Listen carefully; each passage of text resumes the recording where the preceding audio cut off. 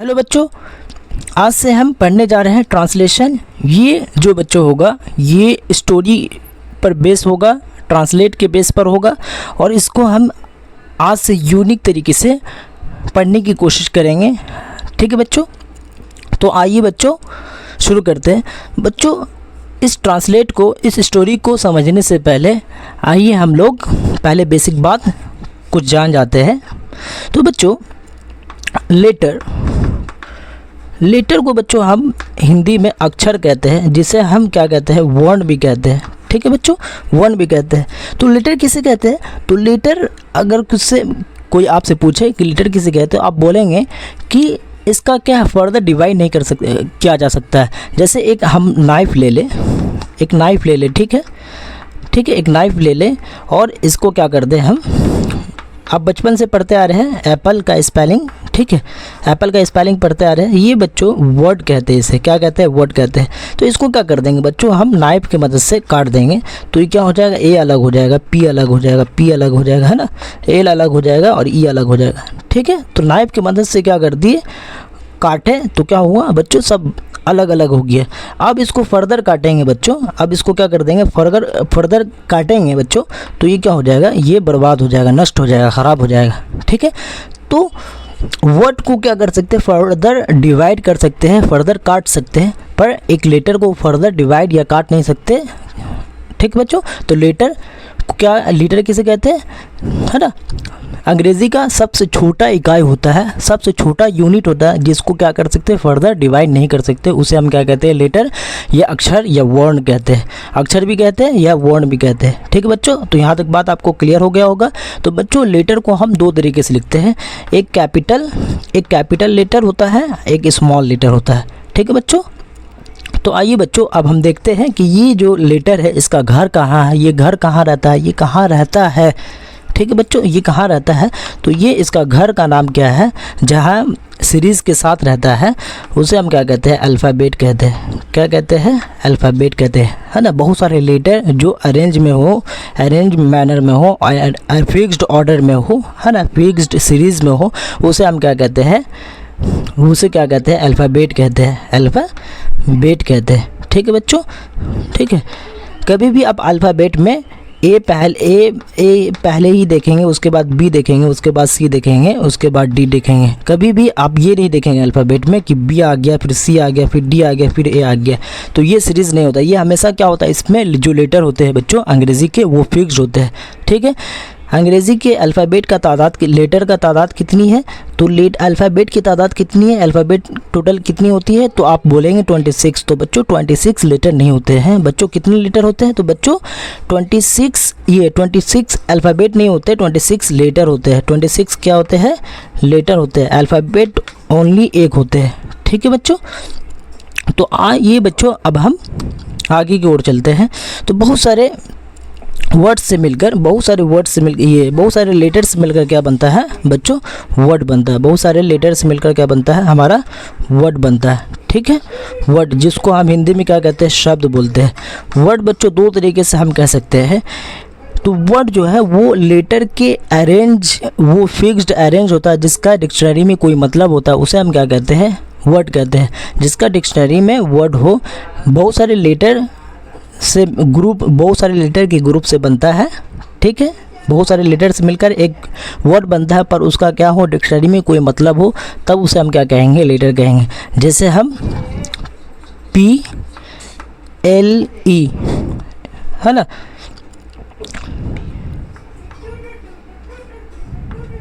ठीक है, ये लिखे तो ये क्या हो गया, हमारा कोई भी डिक्शनरी में इसका कोई मतलब नहीं है। ठीक है, और इसको क्या कर देंगे हम, अगर सही ये क्या है, इसका कोई मतलब है डिक्शनरी में, तो इसको क्या कहेंगे, हम शब्द कहेंगे।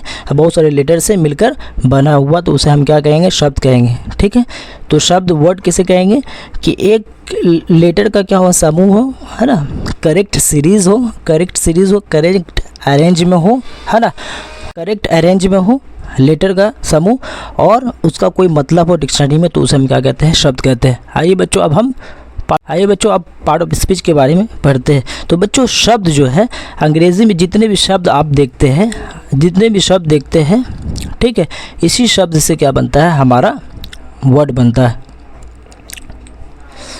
बच्चों आप यहाँ पर देख सकते हैं, है ना, ये अब अंग्रेज़ी में या जो कुछ भी हम बोलते हैं या जो कुछ भी लिखते हैं तो वो किसके मदद से लिखते हैं, तो बच्चों हम वर्ड के मदद से लिखते हैं। ठीक है बच्चों, वर्ड की मदद से लिखते हैं। तो सारा का सारा वर्ड एक जैसा होता है, सिमिलर होता है, एक ही कैटेगरी में होता है, एक ही कैटेगरी में डाल सकते हैं, एक ही ग्रुप में डाल सकते हैं सारे के सारे वर्ड को। तो बच्चों नहीं, क्यों? क्योंकि सबका फंक्शन क्या होता है बच्चों, अलग अलग होता है।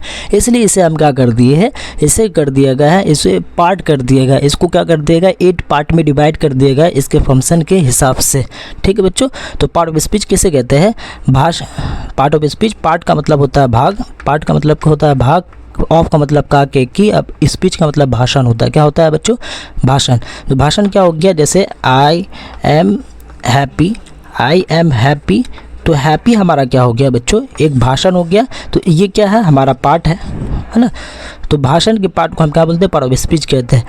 तो अंग्रेज़ी में जो कुछ भी हम भाषण बोलते हैं, जो कुछ भी लिखा जाता है अंग्रेज़ी में, तो वो क्या चीज़ से लिखा जाता है, वर्ड से लिखा जाता है। तो वर्ड सब क्या होता है, सिमिलर नहीं होता है, इसलिए उसको हम 8 पार्ट में डिवाइड कर दिया गया है, जिसे हम पार्ट ऑफ स्पीच के नाम से जानते हैं। ठीक है, जो जिस तरीके से फंक्शन करेगा उसी ग्रुप में क्या कर दिया जाएगा, डाल दिया जाएगा, उसी पार्ट ऑफ स्पीच में क्या कर दिया जाएगा, डाल दिया जाएगा। ये प्रत्येक भाग को हम क्या कहते हैं, पार्ट ऑफ स्पीच कहते हैं। ठीक है, ये भी पार्ट ऑफ स्पीच, ये भी पार्ट ऑफ स्पीच है। ठीक है, ठीक है बच्चों, तो आइए अब हम पार्ट ऑफ स्पीच की हेल्प से क्या करेंगे, ट्रांसलेट करने की कोशिश करेंगे। जो भी वर्ड, जैसे यहाँ पर एक वर्ड है, ये वर्ड है, ये वर्ड है, ये वर्ड है, ये वर्ड है ना, ये वर्ड है, तो जो भी इसमें यहाँ पर जो लिखा हुआ है वर्ड, जो वर्ड पार्ट ऑफ स्पीच से रिलेटेड होगा, पार्ट ऑफ स्पीच से रिलेटेड होगा, तो इसमें हम डाल कर देखेंगे कि किस पार्ट ऑफ स्पीच से रिलेटेड है। ठीक है बच्चों, तो आइए शुरू करते हैं translation. The boy who cried wolf, the boy बच्चों, द जो है बच्चों हमारा क्या है, आर्टिकल्स। आर्टिकल्स को हम 2 पार्ट में बांटते हैं। आर्टिकल्स को बच्चों हम 2 पार्ट में बांट कर पढ़ते हैं। जैसे बच्चों एक आर्टिकल्स होता है इंडेफिनिट, क्या होता है बच्चों, इनडेफिनिट होता है, एक होता है बच्चों डेफिनिट होता है। क्या होता है बच्चों, डेफिनिट होता है। तो इनडेफिनिट बच्चों ए और एन को हम इनडेफिनिट बोलते हैं और दा को हम क्या बोलते हैं बच्चों, डेफिनिट बोलते हैं। इसका मतलब होता है बच्चों वाह, ये इसका मतलब होता है सभी के लिए हम यूज़ कर सकते हैं। ठीक है, या किसी ख़ास के लिए हम वाह यूज़ करते हैं और आम के लिए हम सभी के लिए यूज़ कर सकते हैं। ठीक है बच्चों, तो आइए बच्चों अब हम ए के बारे में जानते हैं। ए जो एक आर्टिकल्स है, ए क्या है हमारा, एक आर्टिकल्स है उससे पहले, और दा भी क्या हमारा एक आर्टिकल्स है। ठीक है बच्चों, दा का मतलब होता है वो। ठीक है, जैसे मैं एक एग्जांपल लेकर आपको समझाता हूँ। कल मैंने काला कुत्ता देखा, वो काला कुत्ता भौंक रहा था। कल जो मैंने काला कुत्ता देखा था, वो काला कुत्ता, वो कुत्ता भौंक रहा था। वो कुत्ता, तो वो कुत्ता के लिए हम क्या यूज़ करते हैं बच्चों, डैट का यूज़ करते हैं, डैट डॉग।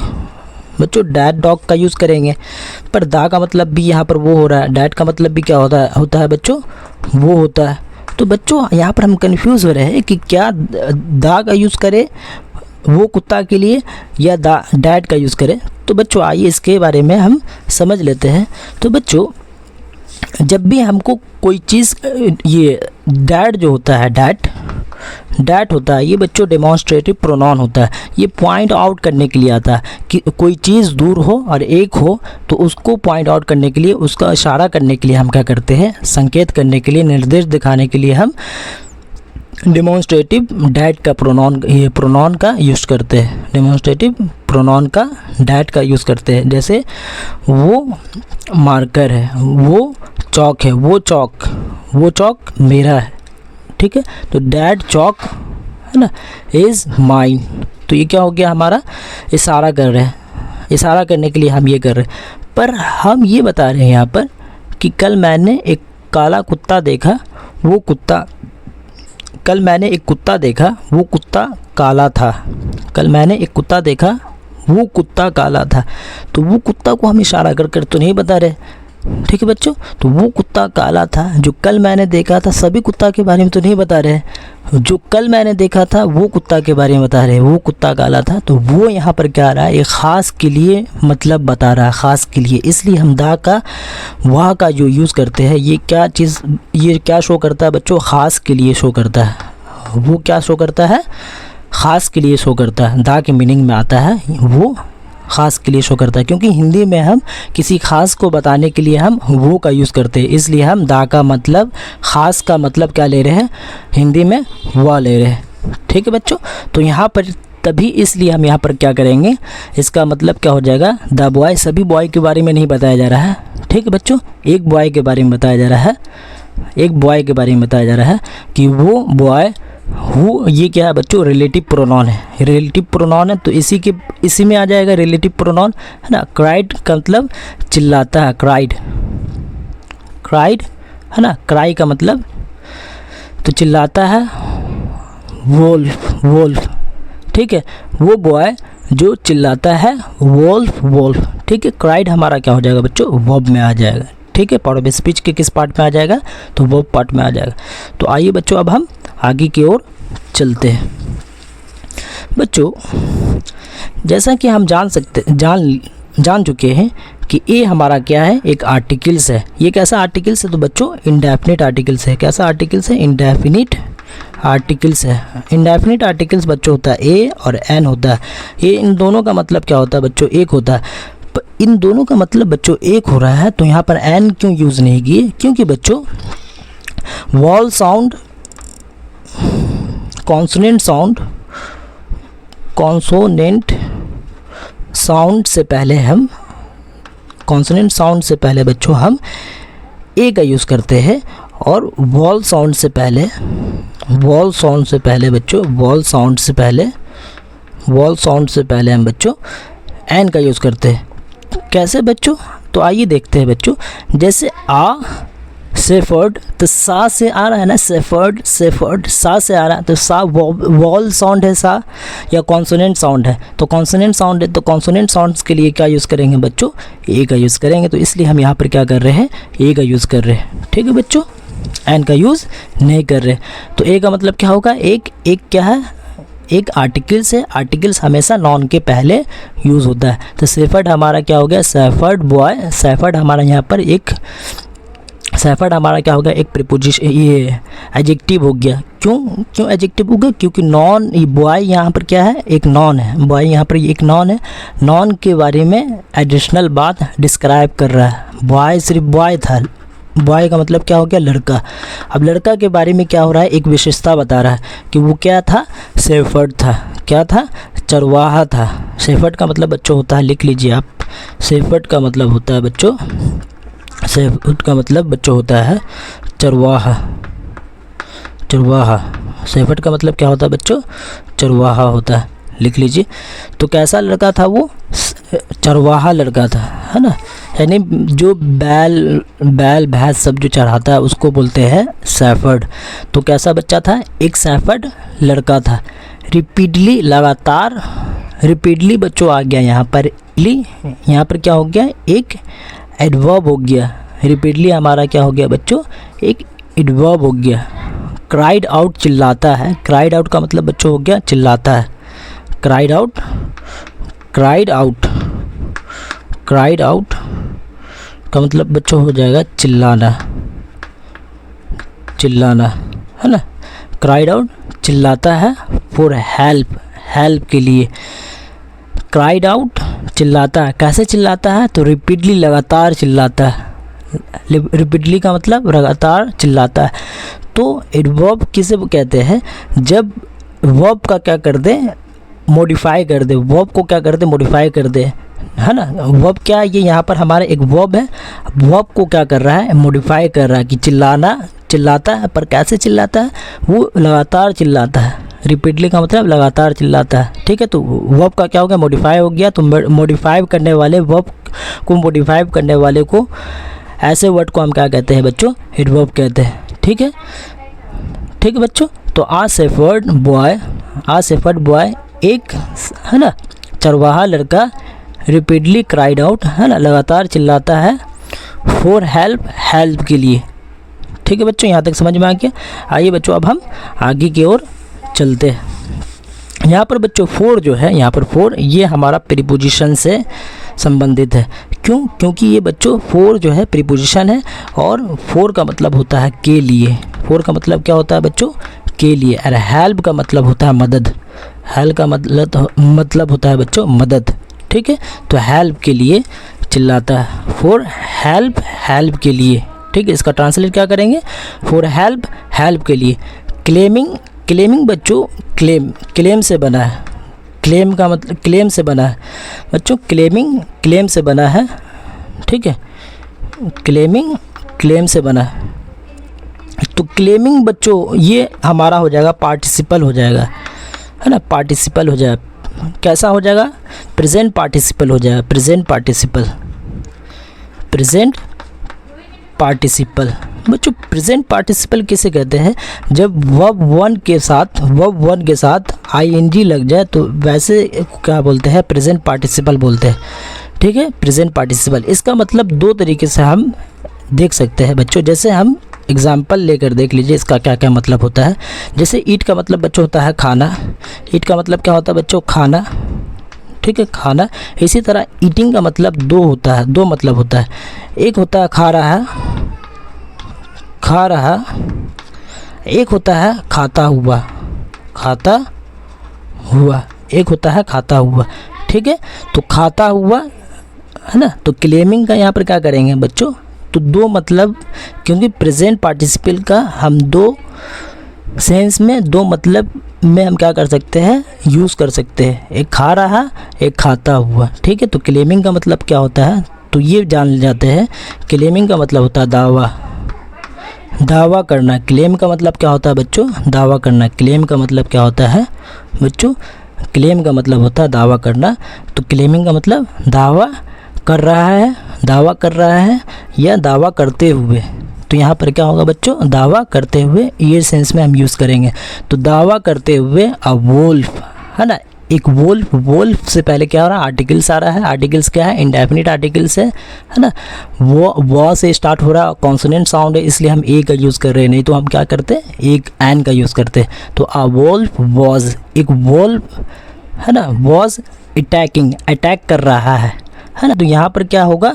ये सेंस में यूज़ करेंगे। कॉन्टिन्यूस टेंस हो जाएगा। प्रेजेंट कॉन्टिन्यूस टेंस में ये हमारा सेंटेंस है। ये पास्ट कॉन्टिन्यूस, क्योंकि वॉज आ रहा है इसलिए बच्चों हम पास्ट कॉन्टिन्यूस टेंस बोलेंगे इसको। क्यों पास्ट कॉन्टिन्यूस को बोल रहे हैं? क्योंकि ये क्या है? वॉज आ रहा है। ठीक है, तो पास्ट कॉन्टिन्यूस टेंस में ये बन रहा है। तो अ वोल्फ वॉज अटैकिंग, अटैकिंग कर रहा था। ठीक है, अटैकिंग कर रहा था, है ना। तो अटैकिंग का मतलब यहाँ पर क्या लेंगे? अटैक कर रहा था, है ना, हमला कर रहा, हमला कर रहा। ठीक है, तो इसका मतलब लेंगे, ना कि इसका मतलब लेंगे। तो हमला कर रहा, आवाज़ का मतलब था। तो अ वोल्फ वॉज अटैकिंग, हमला कर रहा था। हिज फ्लॉक, हिज बच्चों यहाँ पर बच्चों है हिज, हिज का मतलब बच्चों होता है, हिज का मतलब बच्चों होता है, ये जो है प्रोनाउन से रिलेटेड है। प्रोनाउन को हम 13 पार्ट्स में, 13 काइंड्स में डिवाइड किया गया है, जिनमें से एक काइंड्स को हम कहते हैं पजेसिव प्रोनाउन। क्या बोलते हैं बच्चों? Possessive, possessive pronoun.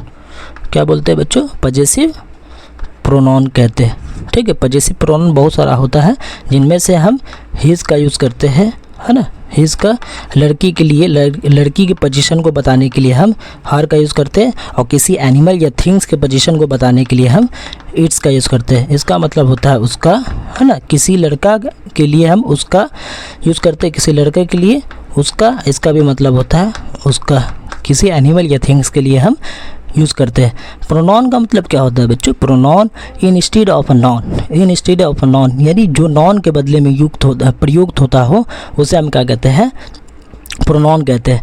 तो यहाँ पर पजेसिव प्रोनाउन आया, तो पजेसिव प्रोनाउन का मतलब क्या हो? पजेसिव का मतलब होता है अधिकार दिखाना, अधिकार, है ना, अधिकार बताना, अधिकार। अधिकार के लिए हम एग्जाम्पल से देख लीजिए, राम, है ना, तो ये क्या हो गया राम। तो राम की जगह पर हम क्या कर सकते हैं, क्योंकि नॉन की जगह पर हम क्या कर सकते हैं, किसी प्रोनाउन का यूज़ करते हैं, तो हम ही का यूज़ किए नॉन की जगह पर, है ना। राम हमारा एक लड़का है तो लड़का के लिए हम ही यूज़ करते हैं। अगर यहाँ पर लड़की हो तो शी यूज़ करते हैं। अगर कोई जानवर होता तो यहाँ पर हम क्या करते हैं, ईट का यूज़ करते हैं। अगर कोई लड़की होती तो क्या करते हैं, हम शी का यूज़ करते हैं। तो यहाँ पर कोई अधिकार नहीं बता रहा, सिर्फ बोल रहा है कि राम, तो किसी नॉन की जगह पर हम यूज़ कर दिए प्रोनाउन का, तो इसको बोलते हैं पर्सनल प्रोनाउन। तो पजेसिव प्रोनाउन किसे कहते हैं, तो राम, राम का, तो ये क्या बता रहा है, अधिकार बता रहा है राम का।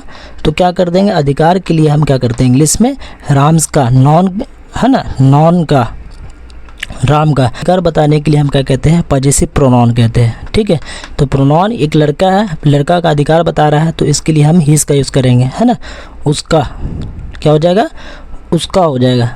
ठीक है, अगर लड़की का ये पोजीशन बताता तो हम हर यूज़ करते। अगर कोई एनिमल का बताता तो हम इट्स का यूज़ करते। तो यहाँ पर लड़का का बता रहा है, इसलिए हम क्या कर रहे हैं, पजेसिव प्रोनाउन का यूज़ कर रहे हैं। ठीक है बच्चों, पजेसिव प्रोनाउन का यूज़ कर रहे हैं, तो हम क्या कर देंगे, हिज का यूज़ करेंगे, है ना। लड़का के लिए हिज का पोजीशन बताने के लिए, लड़की हो तो हर का यूज़ करेंगे। कोई एनिमल या थिंग्स हो पोजीशन बताने के लिए, तो हम उसकी जगह पर क्या कर लेंगे, हम क्या करेंगे बच्चों, इट्स का यूज़ करेंगे अगर एनिमल या थिंग्स हो।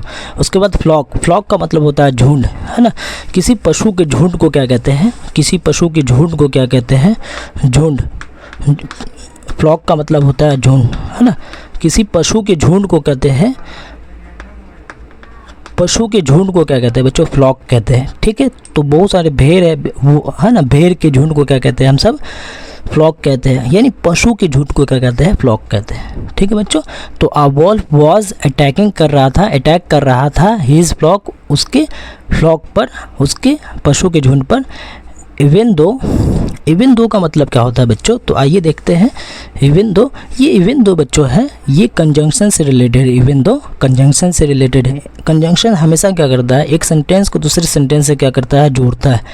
एक सेंटेंस को दूसरे सेंटेंस से क्या करता है, जोड़ता है। ठीक है बच्चों, तो बच्चों इसका मतलब जो होगा, इवन दो का मतलब फिर भी, इवन दो का मतलब क्या होगा, इवन दो का मतलब लिख लीजिए आप लोग भी, इवन दो का मतलब होगा फिर भी। ठीक है बच्चों, इवन दो का मतलब क्या होगा, फिर भी। देयर वाज नो वॉल्फ, ये देयर जो होता है बच्चों, ये संख्या को बताने के लिए यूज़ किया जाता है। किसी भी संख्या को बताने के लिए क्या किया जाता है, देयर का यूज़ किया जाता है। या कोई चीज़ किसी में कितना है, तो है ना, कितना है, तो उसके लिए भी हम क्या करते हैं, देयर का यूज़ करते हैं। ठीक है बच्चों, देयर जो है वर्ड भी कहलाता है, इंट्रोडक्टरी वर्ड भी कहलाता है। ठीक है बच्चों, तो देयर वाज नो वॉल्फ, इसका कोई मतलब नहीं होता है, इसका कोई देयर का मतलब नहीं होता। तो हम कहाँ से करेंगे, तो ये जो है, जैसे एक एग्जांपल ले लीजिए बच्चों देयर के बारे में समझने के लिए। जैसे एक लड़का, तो हम क्या कह सकते हैं, एक लड़का, तो आप बॉय सिंपल में कह सकते हैं, आप बॉय लगा देंगे, एक लड़का हो गया। अब हम लिखे एक लड़का है, तो हम इसको कैसे बनाएंगे, आ बॉय इज़, तो बच्चों ये गलत हो गया, ये क्या हो गया बच्चों, गलत हो गया। तो इसको बनाने के लिए हम क्या करेंगे, सब्जेक्ट की जगह पर देयर लगा देंगे, है ना। और ये ऑब्जेक्ट के हिसाब से क्या करेंगे, हम इसका यूज़ करेंगे। अगर ऑब्जेक्ट सिंगुलर हो तो इसका यूज़ करेंगे, अगर प्लूरल हो तो आर का यूज़ करेंगे, है ना। तो इसी तरीके से क्या करेंगे हम, आप बॉय है तो सिंगुलर है, एक लड़का, एक क्या है सिंगुलर, तो उसके लिए हम इसका यूज़ करेंगे। तो देयर इज़ अ बॉय, एक लड़का, तो संख्या को बता रहा है, एक लड़का, दो लड़का, है ना, दो लड़का, तीन लड़का, है ना। तो नो, कोई वॉल्फ नहीं, है ना। तो इसका ट्रांसलेट यहाँ पर क्या होगा बच्चों, यहाँ पर ट्रांसलेट होगा देयर वाज नो वॉल्फ, कोई वॉल्फ नहीं था, देयर वाज नो वॉल्फ, है ना, वॉल्फ नहीं था। द विलेजर्स बच्चों, विलेजर्स जो है वो ख़ास विलेजर्स है, सभी विलेजर्स के बारे में नहीं बताया जा रहा है, तो इसलिए हम क्या कर देंगे, विलेजर्स। जो विलेज में होते हैं, विलेज का मतलब बच्चों होता है गांव, विलेज का मतलब होता है गांव, और जो गांव में रहते हैं उसको क्या बोलते हैं, विलेजर्स बोलते हैं। जो गांव में रहते हैं उसे क्या कहते हैं बच्चों, तो विलेजर्स बोलते हैं, है ना। गांव के निवासी को क्या कहते हैं, विलेजर्स कहते हैं। ठीक है, तो सभी विलेजर्स के बारे में नहीं बताया जा रहा है, ये खास विलेजर्स के बारे में बताया जा रहा है जहाँ ये घटना हुआ था। तो इसलिए हम दा का यूज़ किए आर्टिकल्स का। विलेजर्स हमारा क्या हो गया, एक नॉन हो गया, नॉन से पहले हमारा क्या आ रहा है, आर्टिकल्स हमेशा यूज़ होता है, इसलिए ख़ास बताने के लिए हम, तो वो विलेजर्स केम, केम का मतलब बच्चों होता है केम, बच्चों केम का मतलब होता है, केम का मतलब आना, केम का मतलब आना होता है। ये क्या है बच्चों, वर्ब 1 है। इसका वर्ब 2 होता है बच्चों केम, इसका वर्ब 2 होता है केम, इसका वर्ब 3 होता है कम, इसका वर्ब 3 होता है कम। ठीक है, तो केम का मतलब हुआ, ये पास्ट को शो करता है ना, ये क्या करता है, पास्ट को बताने के लिए हम वर्ब 2 का यूज़ करते हैं। ठीक है, तो वो विलेजर्स आए टू हीज़, अब आए किधर गए, किधर की तरफ गए, आए तो किधर की तरफ, जैसे हम आएंगे तो किसी डायरेक्शन की तरफ तो जाएंगे ही, मूव करेंगे, इसलिए किसी डायरेक्शन को बताने के लिए हम टू प्रीपोजिशन का यूज़ करते हैं। टू किससे रिलेटेड है, प्रीपोजिशन रिलेटेड है, तो टू प्रीपोजिशन का क्या करते हैं बच्चों, हम यूज़ करते हैं। जैसा कि आप जान ही गए होंगे कि केम क्या है, एक वर्ब है, तो वर्ब के कैटेगरी में आप ऑटोमेटिक रख सकते हैं। ठीक है बच्चों, तो टू हमारा क्या हो गया, प्रीपोजिशन, ये डायरेक्शन को बताने के लिए यूज़ किया जाता है। टू का मतलब 2 सेंस में आता है, टू का मतलब से भी होता है, टू का मतलब को भी होता है। ठीक है, प्रीपोजिशन जो होता है इसका कई मीनिंग होता है, वो सेंटेंस के हिसाब से समझा जाता है। तो केम आए टू हीज़ एड, सहायता के लिए, किसके सहायता के लिए, उसके सहायता के लिए, है ना, ये उस लड़के के अधिकार को बता रहा है। तो उस लड़के के ऐड का मतलब बच्चों होता है सहायता, ऐड का मतलब होता है सहायता, है ना, सहायता, या बच्चों मदद भी बोल सकते हैं, क्या बोल सकते हैं, मदद भी। तो उसके सहायता के लिए ईच, प्रत्येक यानी हर एक, ईच का मतलब बच्चों होता है हर एक बार, हर एक बार, है ना, प्रत्येक बार, प्रत्येक बार, है ना। टाइम का मतलब समय, टाइम का मतलब समय, टाइम का मतलब क्या हो जाएगा, समय। तो प्रत्येक समय, हर एक बार, है ना, हर एक समय वो उसका सहायता करने के लिए आए। ओनली टू फाइंड, वो पाए, ओनली, सिर्फ, ओनली का मतलब सिर्फ होता है, टू फाइंड वो पाए, है ना, वो पाए, नो वॉल्फ, कोई वॉल्फ नहीं था। जब भी वो मदद करने के लिए आते थे तो कोई भी वॉल्फ नहीं वो पाते थे। टू फाइंड बच्चों होता है एक इन्फिनेटिव होता है, इन्फिनेटिव पर मैं एक वीडियो बना दूंगा, तो आप लोग उस पर डिटेल से देख लीजिएगा। ठीक है बच्चों, तो फिलहाल अभी हम आगे इसको स्किप कर आगे की ओर चलते हैं, क्योंकि वीडियो क्या हो जाएगा बच्चों, बहुत ज़्यादा लंबा हो जाएगा, तो आप लोग को देखने में भी तकलीफ होगा।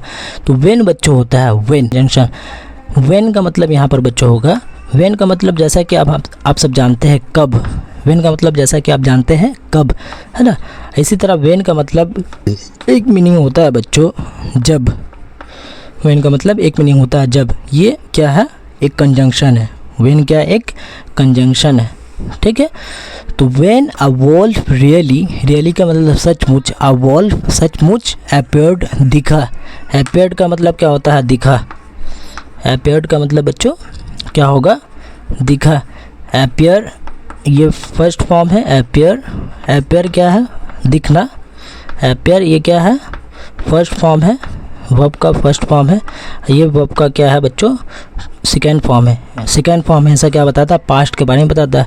तो कहानी हमेशा क्या होता है, पास्ट होता है। तो व्हेन जब अ वॉल्फ रियली, एक वॉल्फ सच में दिखा, the boy cried out, boy क्या करने लगे, वो बॉय, द बॉय का मतलब वो बॉय। ठीक है बच्चों, क्योंकि ख़ास बॉय, सभी बॉय के बारे में तो बताया नहीं जा रहा है, तो ख़ास बॉय के लिए हम दा यूज़ किए। तो द बॉय क्राइड आउट, चिल्लाने लगा, अगेन, बार बार, अगेन का मतलब बार बार, अगेन का मतलब बच्चों बार बार, बट लेकिन, बट ये क्या है, बट बच्चों ये एक कंजंक्शन है, बट क्या है बच्चों, एक कंजंक्शन, किसी सेंटेंस को दूसरे सेंटेंस से मिलाता है, उसे हम क्या कहते हैं, कंजंक्शन कहते हैं। ठीक है, तो बट का मतलब बच्चों होता है लेकिन, बट का मतलब लेकिन। ठीक है, तो लेकिन द विलेजर्स, वो विलेजर्स इज लाइज, वो क्या थे, टायर्ड हो गए थे, tired of his lies. His lies का मतलब लाइज का मतलब होता है मतलब थक जाना। टायर्ड का मतलब क्या होता है बच्चों? थक जाना, थक जाना, है ना। लाई का मतलब होता है झूठ बोलना। लाइज का मतलब क्या होता है बच्चों? झूठ बोलना, झूठ बोलना। झूठ उसके झूठ बोलने से वो थक गए थे। The villagers did not believe him, है ना। डिड नॉट बिलीव हिम, कौन बिलीव नहीं किए? तो विलेजर्स बिलीव नहीं किए, भरोसा नहीं किए, है ना। हिम उनका, किसका? हिम उनका। हिम जो बच्चों है ये प्रोनाउन है, प्रोनाउन से रिलेटेड है ये बच्चों। सब्जेक्ट, किसी भी सेंटेंस को अगर हम बनाते हैं तो सब्जेक्ट होता है, वर्ब होता है और ऑब्जेक्ट होता है। तो सब्जेक्ट जैसे हमारा आई हो गया, तो ऑब्जेक्ट में जब आई जाएगा ऑब्जेक्ट केस में, तो ये क्या होता है बच्चों? मी होता है। इसी तरह ही जो जब जाता है सब ऑब्जेक्ट में, तो क्या होता है बच्चों? हिम होता है, ठीक है। तो हिम कहाँ से आया? ही से मिलकर बना। तो ये किसके लिए यूज़ हो रहा है? तो लड़का के लिए यूज़ हो रहा है। तो उस लड़के पर क्या हुआ? कोई भरोसा नहीं किया। तो द वॉल्फ दा क्या है? ख़ास के लिए। तो वो वॉल्फ डिवोर्ड, है ना। डिवोर्ड का मतलब बच्चों होता है डिवोर्ड का मतलब होता है निगल जाना। डिवोर्ड का मतलब क्या होता है बच्चों? निगल जाना। तो क्या कर लिया? निगल गया। द फ्लॉक का मतलब पशुओं के झुंड को क्या कर दिया? निगल गया, ठीक बच्चों। तो आइए बच्चों एक बार हम फिर से रिकैप कर लेते हैं। तो a shepherd boy repeatedly tried out for help, है ना। एक लड़का, एक शेफर्ड लड़का, एक चरवाहा लड़का, है ना, लगातार चिल्ला रहा था, चिल्लाया फॉर हेल्प के लिए। क्लेमिंग का मतलब जैसा कि आप लोग जान चुके हैं कि दावा करते हुए। क्लेमिंग का मतलब दावा करते हुए। अ वॉल्फ, है ना, एक वॉल्फ का, कि a wolf was attacking his flock, है ना। एक वॉल्फ अटैक कर रहा था, हमला कर रहा था उसके फ्लॉक पर। इवन दो, फिर भी, देयर वाज नो वॉल्फ, कोई वॉल्फ नहीं था। क्या था? कोई वॉल्फ नहीं था। द विलेजर्स वो विलेजर्स आए टू हिज एड, सहायता करने के लिए, उसकी सहायता करने के लिए। ईच टाइम, हर एक time. Only to find no wolf, वो पाए कि कोई भी वॉल्फ वहाँ नहीं है। व्हेन, जब अ वॉल्फ रियली अपीयर्ड, जब अ वॉल्फ, एक वॉल्फ सच में अपीयर्ड हुआ, दिखा। द बॉय को, तो क्या किया? तो द बॉय क्राइड आउट, चिल्लाने लगा। अगेन, है ना, बार बार। बट अगेन का मतलब फिर से क्या करने लगा? चिल्लाने लगा। बट लेकिन the villagers tried of his lies, है ना, थक चुका था उसके झूठ से। तो डिड नॉट बिलीव हिम, उसका भरोसा नहीं किया। The wolf devoured the flock, wolf क्या कर लिया? डिवोर्ड कर लिया। डिवोर्ड द फ्लॉक, है ना, निगल लिया फ्लॉक को। डिवोर्ड क्या हो गया? डिवोर्ड। तो डिवोर्ड बच्चों ये हमारा एक वर्ब 1 हो गया, इसके साथ ईडी लग गया तो क्या हो गया? पास्ट 2 हो गया। तो कहानी हमेशा क्या होगा? तो उम्मीद करते हैं कि ये कहानी आप लोगों को समझ में आ गया होगा। तो बच्चों इसी तरीके का अगर वीडियो आप लोग चाहते हैं तो प्लीज़ लाइक करें, सब्सक्राइब करें और शेयर करें। तो बच्चों फिर कल मिलते हैं।